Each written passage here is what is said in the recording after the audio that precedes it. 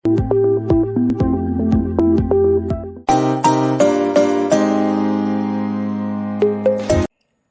காலம் 14ஆம் வாரம் ஞாயிற்றுக்கிழமை.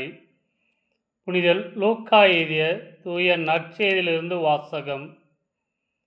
அதிகாரம் 10, இறைவார்த்தைகள் 1-12 மற்றும் 17-20 முடிய. அக்காலத்தில் இயேசு 72 பேரை நியமித்து அவர்களை தாம் போகவிருந்த எல்லா ஊர்களுக்கும் இடங்களுக்கும் தமக்கு முன்னே இருவர் இருவராக அனுப்பினார். அப்போது அவர் அவர்களை நோக்கி கூறியது: அறுவடை மிகுதி, வேலையாட்களோ குறைவு. ஆகையால் தமது அறுவடைக்கு தேவையான வேலையாட்களை அனுப்பும்படி அறுவடையின் உரிமையாளரிடம் மன்றாடுங்கள். புறப்பட்டு போங்கள். ஓநாய்களிடையே ஆட்டுக்குட்டிகளை அனுப்புவது போல் உங்களை நான் அனுப்புகின்றேன். பணப்பையோ வேறு பையோ மிதியடிகளோ எதுவும் நீங்கள் எடுத்துச் செல்ல வேண்டாம். வழியில் எவருக்கும் வணக்கம் செலுத்த வேண்டாம். நீங்கள் எந்த வீட்டுக்குள் சென்றாலும் இந்த வீட்டுக்கு அமைதி உண்டாகுக என முதலில் கூறுங்கள்.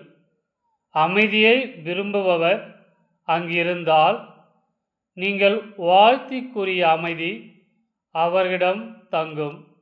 இல்லாவிட்டால் அது உங்களிடமே திரும்பிவிடும். அவர்களிடம் உள்ளதை நீங்கள் உண்டு குடித்து அந்த வீட்டிலேயே தங்கியிருங்கள். ஏனெனில் வேலையால் தம் கூலிக்கு உரிமை உடையவரே. வீடு வீடாய்ச் செல்ல வேண்டாம். நீங்கள் செல்லும் ஊரில் உங்களை ஏற்றுக்கொண்டால் உங்களுக்கு பரிமாறுவதை உண்ணுங்கள். அங்கு உடல் நலம் குன்றியோரை குணமாக்கி இறையாட்சி அவர்களை நெருங்கி வந்துவிட்டது என சொல்லுங்கள். நீங்கள் செல்லும் ஊரில் உங்களை ஏற்றுக்கொள்ளாவிட்டால் அதன் வீதிகளில் சென்று, எங்கள் கால்களில் ஒட்டியுள்ள உங்கள் ஊர் தூசியம் உங்களுக்கு எதிராக உதறிவிடுகின்றோம். ஆயினும் இறையாட்சி நெருங்கி வந்துவிட்டது என்பதை அறிந்து கொள்ளுங்கள் என சொல்லுங்கள். அந்த நாளில் அவ்வூர் பெரும் தண்டனை சோதோம் நகரின் பெரும் தண்டனை விட கடினமாகவே இருக்கும் என உங்களுக்கு சொல்கிறேன்.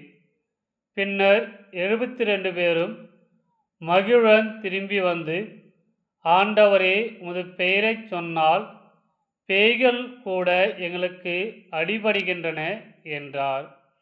அதற்கு அவர், வானத்திலிருந்து சாத்தான் மின்னலைப் போல விழக் கண்டேன்.